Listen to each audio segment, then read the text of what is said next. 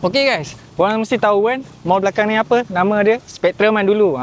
Pada yang untuk yang masa sekarang kita nama dia Midpoint Pandan Indah.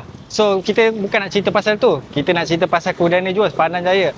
Kalau akak dengan abang ada emas 999, 916, gold bar, silver, dinar dan macam-macam lagi. Kita beli juga harga yang tinggi. Kalau akak dengan abang ada emas patah, emas lusuk, emas pusaka, emas macam-macam lah. Kita ambil je.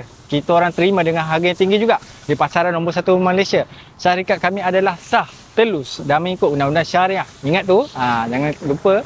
Okey, kepada akak dengan abang yang tak kesempatan nak datang ke kedai kami di Kudana Jewels, kita orang boleh datang je on the spot depan akak, bayar cash depan mata. Itu ingat tu.